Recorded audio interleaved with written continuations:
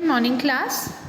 आज हम स्टार्ट करेंगे डेप इक्विटी रेशो। ओके, सबसे पहले आप लोगों ने करंट रेशो और लिक्विड रेशो जो है वो कंप्लीट कर लिया, बट आप लोगों में से किसी ने भी होमवर्क साइन नहीं करा है। सो जल्द से जल्द आप होमवर्क साइन करें।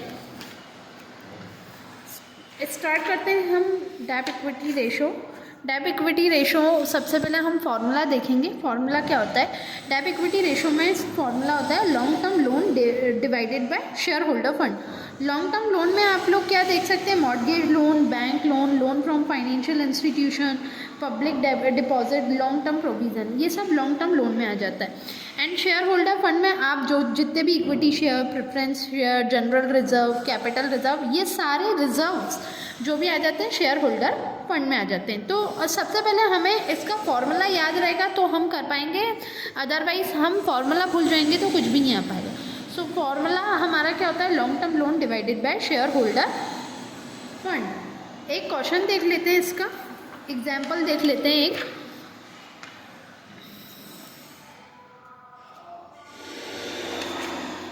देखिए, एक एग्जाम्पल दिया हुआ है, from the following information calculate debt equity ratio.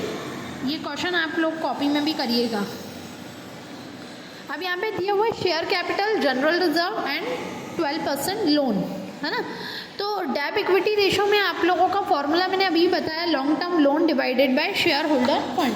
ये मैंने आप लोगों को फॉर्मूला बताया था।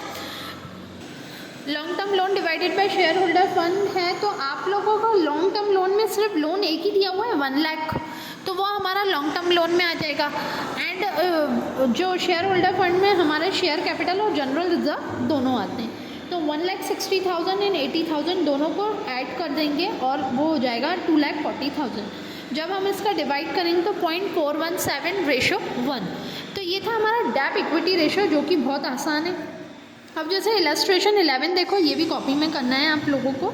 डेप इक्विटी रेशियो दिया हुआ है, इक्विटी शेयर दिया है, प्रेफरेंस शेयर दिया है, जनरल रिजर्व दिया है, लोन फ्रॉम बैंक दिया है, करंट लाइबिलिटी दिया है और 12% डिबेंचर दिया है। तो हम लोग क्या करेंगे? लॉन्ग टर्म लोन में हम देखेंगे लोन फ्रॉम बैंक और डिबेंचर, ये लॉन्ग टर्म लाइबिलिटीज़ होती हैं। तो ये और ये दोनों किस में आ जाएंगे? लॉन्ग टर्म लोन में। जब आप लोन फ्रॉम बैंक के 10 लाख और डिबेंचर के 5 लाख ऐड करोगे तो कितना हो जाएगा? 15 लाख। शेयर होल्डर फंड में इक्विटी शेयर, प्रेफरेंस शेयर और जनरल रिजर्व तीनों को ऐड करते हो आप, तो 10 और 15 25, 25 और 5 30। जब ऐड करेंगे तो 30 आ जाएगा। तो 15 लाख और 30 को ऐड डिवाइड करते हैं तो 0.5/1 आ जाएगा। तो इससे आप लोगों का डेप इक्विटी रेशियो फाइंड हो जाएगा।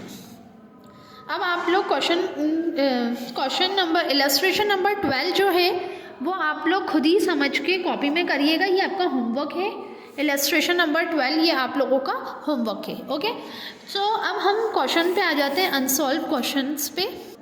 अनसॉल्व क्वेश्चन पे देखेंगे तो डेप इक्विटी रेशियो में सेम जैसा हमने एग्जाम्पल पढ़ा है, सेम वैसे ही क्वेश्चन दिया हुआ है, शेयर कैपिटल, जनरल रिजर्व और डिबेंचर। तो हम सेम क्या करेंगे? डिबेंचर्स तो हमारा लॉन्ग टर्म लोन हो गया या लॉन्ग टर्म लोन हो गया, और ये दोनों हमारे शेयर होल्डर फंड में आ जाएंगे। तो जब हम सॉल्व करेंगे, सबसे पहले ऊपर फॉर्मूला लिख देना। डेप के 2 टाइप के, डेप इक्विटी रेशियो को डेप अपॉन इक्विटी भी बोल सकते हैं और long term loan upon share holder fund भी बोल सकते हैं।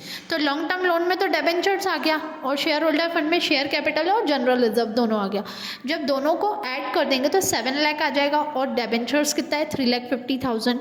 डेप इक्विटी रेशियो का फॉर्मूला मैंने बताया, long term loan divided by shareholder fund. Long term loan कितना है? 3,50,000। शेयर होल्डर फंड कितना है? 7 लाख। 0 से 0 कैंसिल कर देंगे, 35 1 जा 35, 35 2 जा 70, 1/2 को हम 0.5 भी बोलते हैं। तो क्या आंसर आ जाएगा? 0.5/1। ये हो जाएगा हम लोगों का क्वेश्चन नंबर 10। क्वेश्चन नंबर 11 भी मैंने एग्जाम्पल अभी आप लोगों को इस एग्जाम्पल करवाया। देखिए, इक्विटी शेयर कैपिटल दिया है, प्रेफरेंस शेयर कैपिटल दिया है, जनरल रिजर्व दिया है, लोन फ्रॉम आईडीबीआई बैंक दिया है, करंट लाइबिलिटी दिया है एंड डिबेंचर्स दिया है। तो हम क्या करेंगे? Equity share capital, preference share capital और जनरल रिजर्व, ये तीनों हमारे किस में आ जाएंगे? शेयर होल्डर फंड में।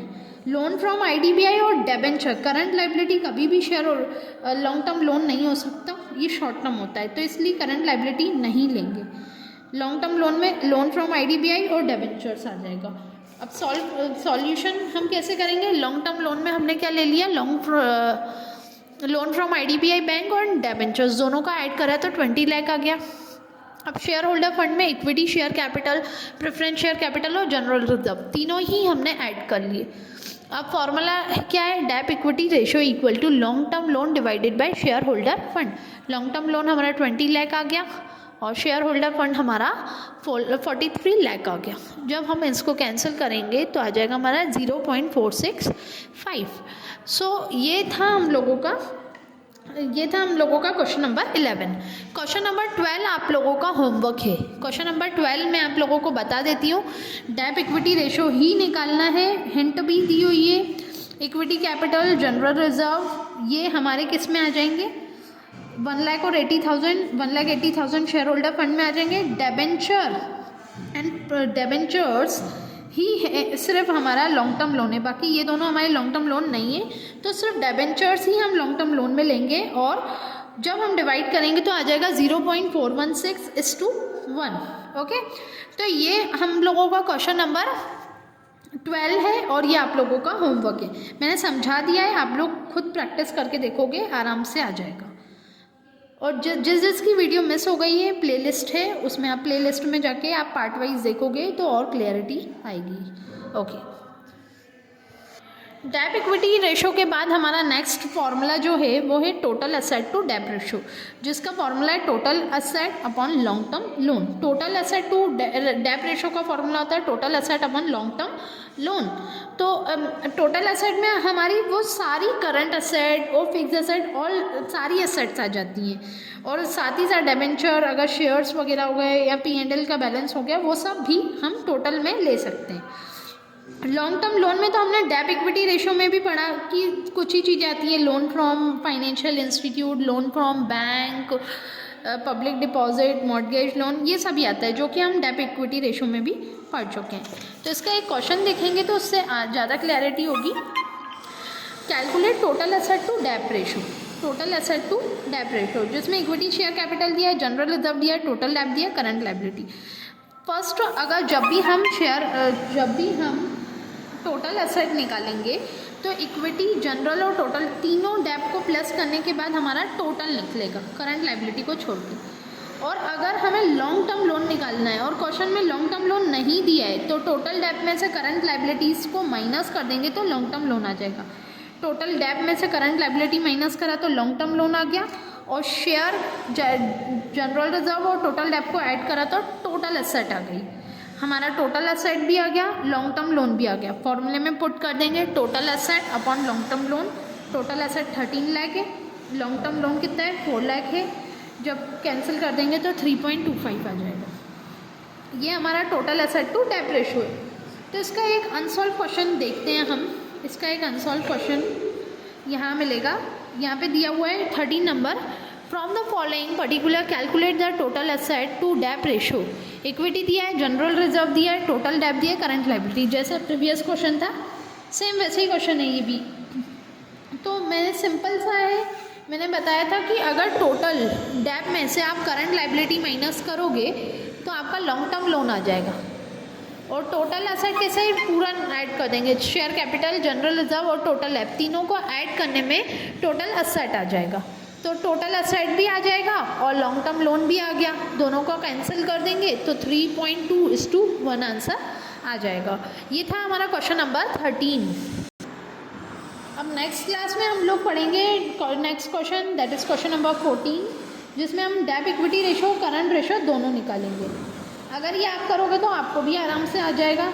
ट्राई करना नेक्स्ट क्लास में। अगर जिसका हो जाए वो होमवर्क एंड अटेंडेंस ग्रुप में सेंड कर सकता है। Okay, thank you class.